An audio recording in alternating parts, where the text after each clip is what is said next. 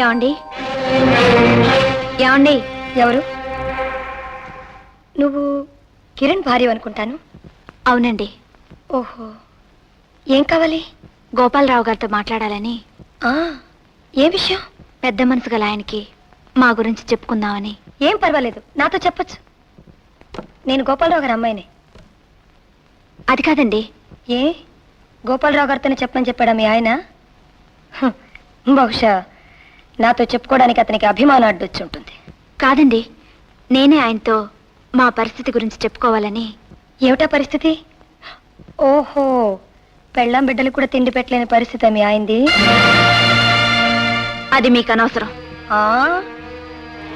ఆహా, ఇక్కడ అడుగు పెట్టగానే నీకు మాతో అవసరం ఉందని నాకు చాలా బాగా అర్థమైంది. అది సరే గాని, మీ ఆయన నిన్ను పువ్వులో పెట్టేగా చూసుకుంటున్నాడు? అంతకంటే ఎక్కువగానే చూసుకుంటున్నారు. అలాగా? మరెందుకు చిరుగు చీరలతో దిక్కులేని దానిలాగా మా దగ్గర చేయి చాపడానికి నిన్ను పంపించాడు? ఆపండి, మా ఆయన గురించి ఒక్క మాట అన్నా నేను సహించలేను. నువ్వు సహించినా సహించకపోయినా ముమ్మాటికి నిసాదేగా. కట్టుకున్న పెళ్ళానికి కనీసపు అవసరాలు, ఐ మీన్ ఇల్లు, బట్టలు, తిండి ఇవన్నీ ఏర్పాట్లు చేయని వాడు పెళ్ళెందుకు చేసుకున్నాడట? బహుశా పెళ్ళాం జాలిగా అడుక్కు తెస్తే తేరగా కూర్చొని తిందాం అనుకున్నాడేమో. ఇప్పటి వరకు గోపాలరావు గారు అమ్మాయివని చాలా మర్యాద ఇచ్చాను. కానీ నీ మాటలు విన్నాక నిన్ను గౌరవించటం నా పొరపాటని తెలుస్తోంది. చూడు, నిన్ను చూస్తుంటే పెళ్లి కాని ఆడదానిలా కనిపిస్తున్నావు. అందుకే నీకు సంసార జీవితం గురించి, ఇల్లాలి స్థానం గురించి తెలియక నోటికొచ్చినట్టు మాట్లాడుతున్నావు. ఒక్క విషయం తెలుసుకో, చేసుకున్న మనిషి ప్రేమగా పిలిచే పిలుపు ముందు నీ ఐశ్వర్యం అంతా దిగదొడిపే. కట్టుకున్న మనిషి గుండెల మీద పడుకున్నప్పుడు లభించే సుఖము, శాంతి ఎంత డబ్బిచ్చినా నీకు దొరకదు. కన్న బిడ్డతోనూ కట్టుకున్న భర్తతోనూ కలిసి ఉండే ఆడదానికి తిండి, బట్ట, ఇల్లు, వాకిలి లేకపోయినా పర్వాలేదు. ఎందుకో తెలుసా? లోకంలో అన్నిటికంటే అతి విలువైంది మాంగల్యం. దాని విలువ తెలియక నువ్విలా మాట్లాడుతున్నావు. నా ఇంటికి వచ్చి నన్నే ఎన్ని మాట్లాడతావా? అభిమానంలో మొగుడికి తగ్గ పెళ్ళాం అనిపించుకుందాం. చూడు, ఈ పౌరుషం పంతాలు తిండి పెట్టవు, కడుపు నింపవు. నీ మొగుడితో చెప్పు, అతని పంతాలు పట్టింపులన్నీ వదిలేసి మా కాళ్ల మీద పడి మీరు తప్ప వేరే గతి లేదని అర్థిస్తే మేము దయతలిచి ఏదైనా తిండి పెడతాం. ఆ తిండి తిని బ్రతికే కంటే ఆకలితో చావటంలో చాలా ఆనందం ఉంది. చూడు, భార్యగా నేను బ్రతికుండగా మా ఆయనకి నీలాంటి ఆడదాని ముందుకొచ్చి చెయ్యి జాపే కర్మ పట్టనివ్వను. అవసరమైతే అంతా కలిసి కట్టకట్టుకుని చస్తాం. తోటి ఆడదాన్ని కాస్త గౌరవించటం నేర్చుకో.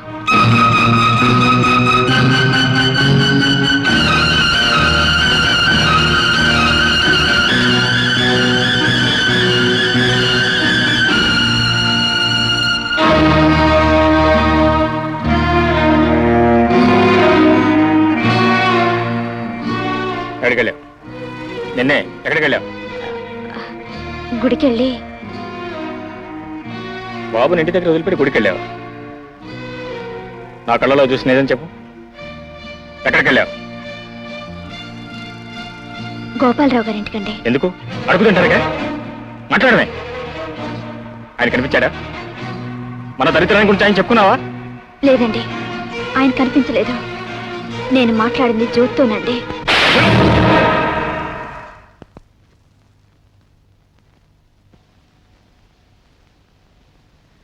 అడ్డమైన కొంపలకి అడుక్కోవడానికి వెళ్తా? ఏ మొగుడు చచ్చాయనుకున్నావా? 4 రోజులు తిండి లేకపోతే చస్తాం అనుకున్నావా? చస్తే అంతా కట్టకట్టుకుని ఒకేసారి చద్దాం.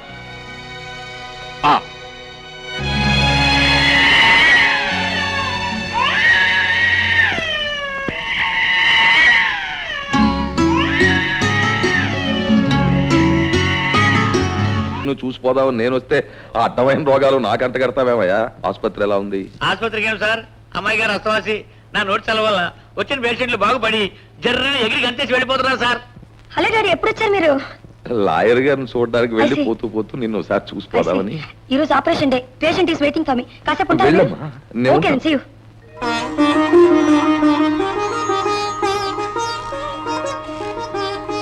ఆత్మ అయ్యా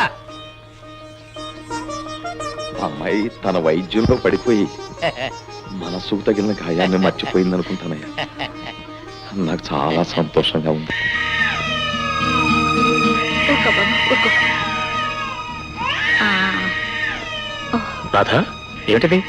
ఏమండి ప్రొద్దు నుంచి బాబు ఒళ్ళు కాలిపోతుందండి. ఆ?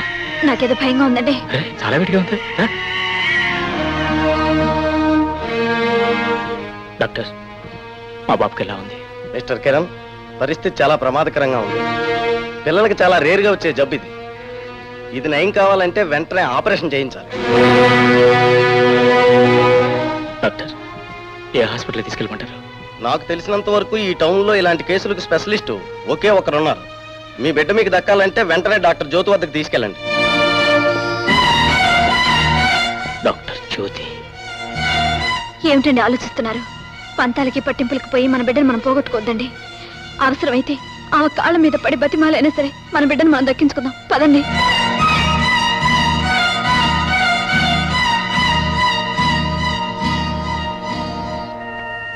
హలో, ఏంటి కిరణ్ బాబు గారు సతీ సమేతంగా ఇలా వచ్చారు? మా బాబు చాలా సీరియస్ గా ఉంది. వెంటనే డాక్టర్ జ్యోతిని చూడాలి. అలాగా? అయ్యో పాపం, మీ బిడ్డను చూస్తుంటే గుండె తరుక్కుపోతుంది. వెళ్ళి చూసి వస్తాను. ప్లీజ్. ఏం డాక్టర్, ఇంకెవరైనా పేషెంట్స్ ఉన్నారా? లేరు మేడం, అందరూ వెళ్ళిపోయారు. సరే, నేను బయలుదేరుతాను. రమ్మన్నారా? ఉంటే కదండి రమ్మంటానికి. జ్యోతి గారు గంట క్రితమే ఇంటికి వెళ్ళిపోయారు. ఇంటి దగ్గర ఉంటారండి. ఏమోనండి, వెళ్ళి చూడండి. థ్యాంక్స్. పద.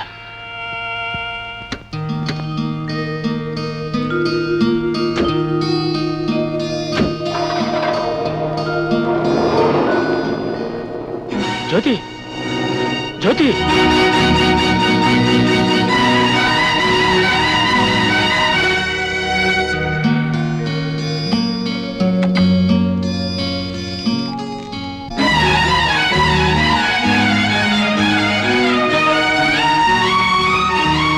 బాబు గారు, జ్యోతి గారిని అర్జెంట్గా చూడాలి. అలాగేనండి.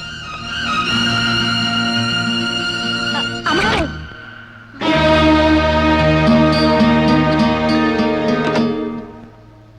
అమ్మాయి గారు, మీకోసం కిరణ్ బాబు గారు వచ్చారు. కిరణ్ వచ్చారా? కూర్చోమని ఇప్పుడు వచ్చేస్తున్నాను. కిరణ్, ఇంతకాలానికి నీ పంతాలు పట్టింపులని మానేసి నా దగ్గరకు వచ్చావన్నమాట. ఇప్పుడు నీకు ఏ సహాయం కావాలని చేస్తా.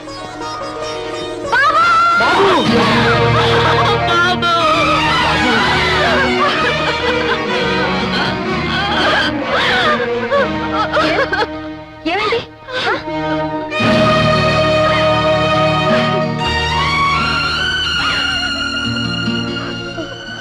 చూశావుగా ఏం జరిగిందో.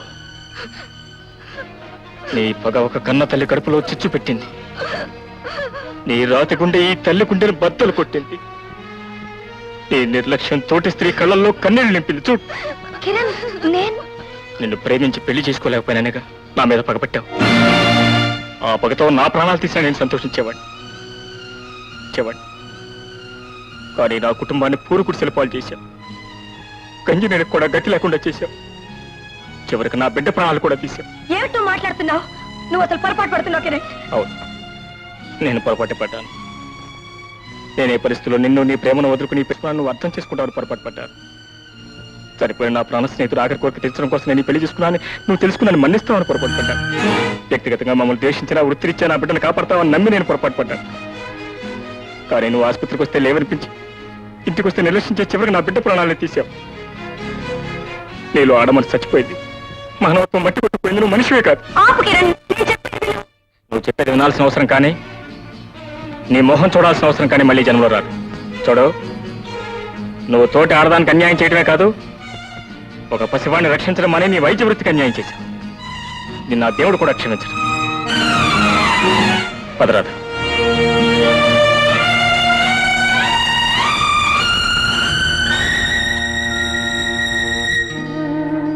చూసారా డాడీ, కిరణ్ నన్ను ఎన్ని మాట్లాడేసి వెళ్ళిపోయాడు. నేను మనిషే కాదట, నాకు మనసే లేదట. ఏ అవన్నీ నిజం కాదంటావా? డాడీ, డాడీ మీరు కూడా? అవును, ఈ రోజు నేను కూడా నిన్ను నిందించవలసి వస్తోంది. ఇంతకాలం గుండెల్లో పెట్టుకు పెంచిన నిన్ను ఆ ప్రేమమూర్తులిద్దరూ ప్రాణం లేని బిడ్డను తీసుకుని ఏడుస్తూ వెళ్లిపోవడం చూశాక నిన్ను నేను క్షమించలేకపోతున్నాను. డాడీ డాడీ నేనే తప్పు చేయలేదు డాడీ. నువ్వేమీ తప్పు చేయలేదమ్మా. తప్పు చేసింది నేను. ఐశ్వర్యంలో నువ్వు అడిగింది లేదనకుండా, కోరింది కాదనకుండా నిన్ను అతి గారాభంగా పెంచడం నేను చేసిన తప్పు. అహంకారంలో నువ్వు మనుషులను అర్థం చేసుకోలేక కక్షగట్టి వాళ్ళ కుటుంబాల్లో నిప్పులు పోస్తున్నప్పుడు నిన్ను అడ్డుకోకపోవడం నేను చేసిన తప్పు. అన్నింటికంటే నేను చేసిన పెద్ద తప్పు ఏమిటో తెలుసా? బిడ్డలు లేని నేను, అనాథమైన నిన్ను, అమ్మా నాన్న ఎవరో తెలియని నిన్ను తీసుకొచ్చి సొంత బిడ్డలాగా నెత్తికెక్కించుకుని పెంచానే, అదే నేను చేసిన పెద్ద తప్పు. డాడీ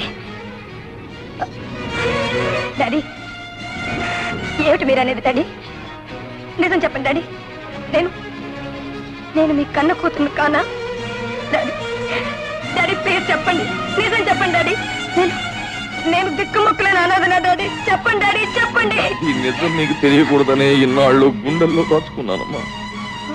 కానీ నీదేదో గొప్ప పుట్టుకని, గొప్ప ఐశ్వర్యవంతురాలవని అహంభావంతో అధికారం అవకాశం ఉన్నాయి గనక ఆ కిరణ్ కుటుంబాన్ని రోడ్డు పాలు చేసి వాళ్ళ బిడ్డ ప్రాణాలు తీయడానికి కారకురాలివయ్యా. ఇంత జరిగాక నువ్వెవరివో, నువ్వేమిటో చెప్పడం మంచిది అనిపించింది. చెప్పేశాను. ఏం బాధపడకమ్మా, బాధ లేదు డాడీ, నేను బాధపట్టలే. ఇప్పుడైనా మీరు నిజం చెప్పినందుకు చాలా సంతోషపడుతున్నాను డాడీ. డాడీ నేను మీకు నిజం చెప్పను, దయచేసి మీరైనా నన్ను అర్థం చేసుకోండి డాడీ ప్లీజ్. ఆ కిరణ్ మీద నాకు కొంత కోపం, కాస్త కసి ఉన్నమాట నిజమే. కానీ ఏ రోజున వాళ్ళిద్దరికి అన్యాయం చేయాలని నేను అనుకోనే లేదు డాడీ. ఈ రోజు వాళ్ళ బిడ్డ ప్రాణ పరిస్థితిలో ఉన్నాడని ఆ భగవంతుడి సాక్షిగా నాకు తెలియదు డాడీ. కానీ ఆ కిరణ్ నన్ను దోషం చేసి నన్ను నిందించిపోయా. కానీ అది ఒక విధంగా మంచిది. నేనెవరినో, నా పుట్టుకేంతో ఈ రకంగా నేను నాకు అర్థం. అమ్మా జ్యోతి, నీ గుండెను గాయపరచడానికి నేను ఈ నిజాన్ని చెప్పలేదమ్మా. అమ్మా, జరిగిందంటూ నీ తప్పు కూడా ఉంది కనుక వాస్తవాన్ని వాళ్ళకి తెలియజెప్పి నువ్వు వాళ్ళకి క్షమాపణ చెప్పుకుంటావని చెప్పానమ్మా. నిజమే డాడీ, మీరు చెప్పేది నిజమే. తెలుసో తెలియకు ఆ తల్లి మనసు నేను బాధ పెట్టాను, అతన్ని గాయపరిచాను. నిజానికి అనాథనై పుట్టిన నాకు వాళ్ళని మాటనే అర్హత కూడా లేదు డాడీ, అర్హత కూడా లేదు. డాడీ డాడీ నాకు పని చేస్తాను. జరిగినవన్నీ వాళ్ళతో చెప్పి వాళ్ళని క్షమార్పణ అడుగుతాను. వెళ్ళమ్మా, అడుగు. రా కలియుగ నారదుడా, మనుషుల మధ్యలో పొలాలు పెట్టి కొంపలు చేస్తావురా? అమ్మాయి గారు, మీరు ఆసుపత్రిలో ఉండగా కిరణ్ బాబుకి వాళ్ళకి లేరని చెప్పింది వీడే. ఆయన చెప్పింది ముమ్మాటికి నిజమే.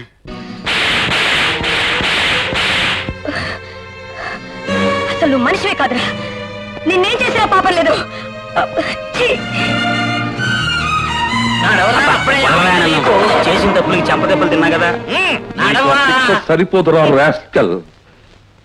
నిన్ను సార్ నేను చెప్తున్నాను అని మీరు అనుకోపోతే ఆఖరిసారిగా మీకు మాట చెప్తాను. నన్ను కొట్టినా ఓటే, కుక్కని కొట్టినా ఓటే, వదిలిపెట్టేయండి, పారిపోతాను.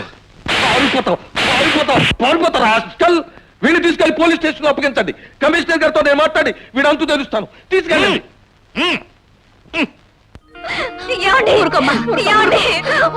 నా బాబు అంటే నా బాబు లేకుండా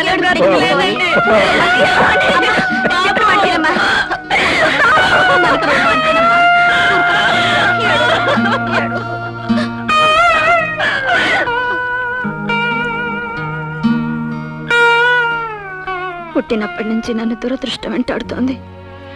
పుట్టి కన్న వాళ్ళని పోగొట్టుకున్నాను, ఇప్పుడు కన్న బిడ్డను పోగొట్టుకున్నాను.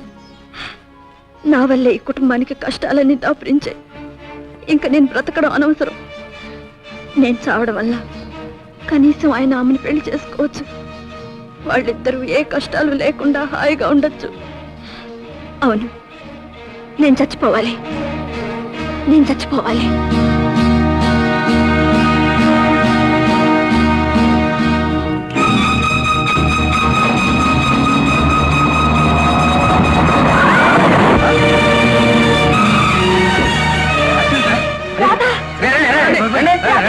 ఎంత పని చేసావు నువ్వు? బాబు కారులో పడుకోబెట్టండి.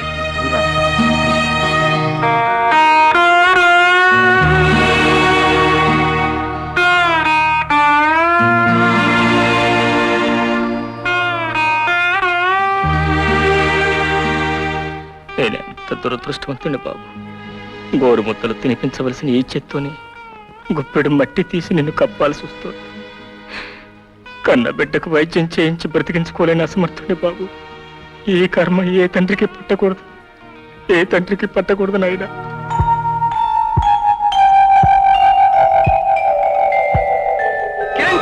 జ్యోతి కారు కింద రాధపడి యాక్సిడెంట్ అయింది, హాస్పిటల్లో ఉంది.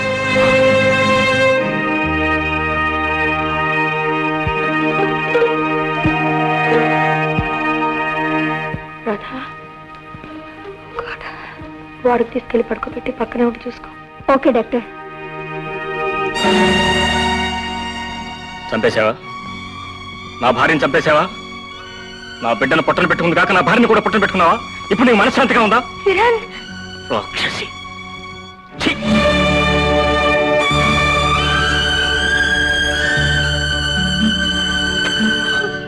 సిస్టర్, సారీ సార్, ఇంకో గంట వరకు పేషెంట్ని చూడడానికి వీలేదు.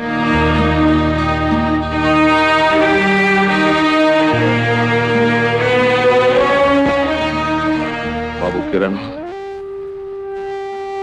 మీరా మీ కారాల కూతురు మా బ్రతుకులు ఎంతవరకు నాశనం చేసిందో చూసిపోదామని వచ్చారా?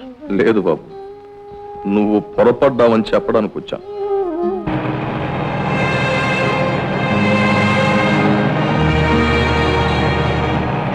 మీరు చెప్పేది నిజమేనా? అంటే జ్యోతి నేను అపార్థం చేసుకున్నానా? నువ్వే కాదు బాబు, చిన్నప్పటి నుంచి పెంచిన నేను కూడా అపార్థం చేసుకున్నాను. సార్, మీకు ఫోన్ వచ్చింది. 1 minute.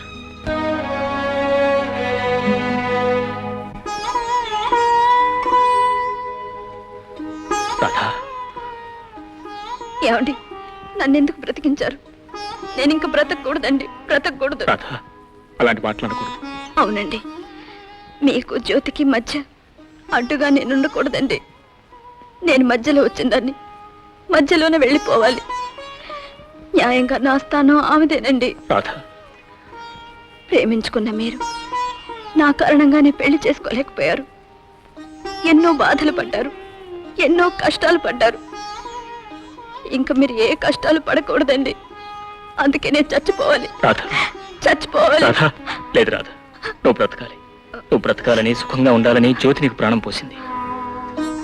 ఏమిటి? ఆమె ఆమె నాకు ప్రాణం పోసిందా? అమ్మా జ్యోతి, నీ నిర్ణయం మార్చుకోవా అమ్మా. ఫారెన్ వెళ్ళడం మానవు కదూ. ఇంత జరిగాక ఈ వాతావరణంలో నాకు మనశ్శాంతి ఉండదు డాడీ. కిరణ్ రాధలను చూస్తూ అశాంతితో, ఆవేదనగా నేను బ్రతకలేను. అతనెందుకు నేను మర్చిపోలేకుండా ఉన్నాను. నా గురించి తెలుసుకున్న రాధ కూడా నేను ఇక్కడే ఉంటే హాయిగా కాపురం చేయలేదు. అందుకే విదేశాలకు వెళ్ళి పసిబిడ్డలకు వైద్యం చేస్తూ ఒంటరిగా జీవితం గడపాలని నిర్ణయించుకున్నాను. జ్యోతి, ఈ వయస్సులో నన్ను ఇక్కడ ఒంటరి వాడిని చేసి వెళ్ళిపోతావా? నాకెంత శిక్ష విధించావు తల్లి. అలా అనకండి. అనాథ నేను నన్ను ఇంతకాలం కన్న కూతుర్లా చూసుకున్నాను. అదే మమతని రాధ మీద కూడా చూపించాను. ఎంత దగ్గర వాళ్ళైనా ఏదో ఒకనాడు ఎవరి దారిన వాళ్ళు వెళ్ళిపోతారేమో. జీవితం అంతే, అదే కాబోలు. వెళ్ళిస్తాను.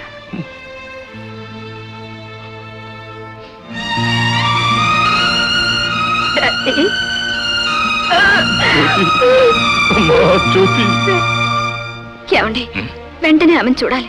నాకు ప్రాణం పోసి నా కాపురం నిలబెట్టిన ఆమెను వెంటనే చూడాలి. రాధా, ఈ పరిస్థితిలో నేనేమైపోయినా పర్వాలేదు, పదండి వెళ్దాం.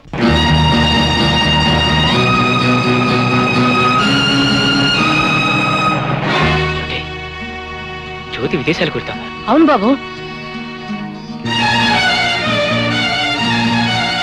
అర్జెంట్గా ఎయిర్పోర్ట్ పోనీ. రేపు త్వరగా పోనీ.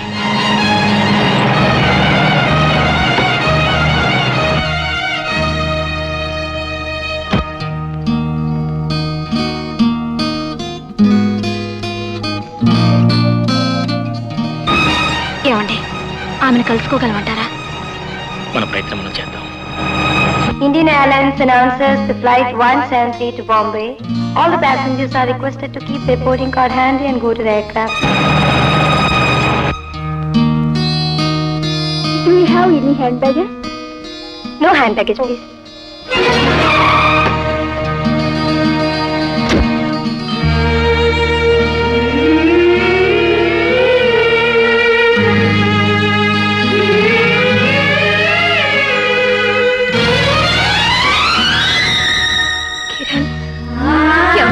ఎలాగైనా ఆపండి, ఆపండి.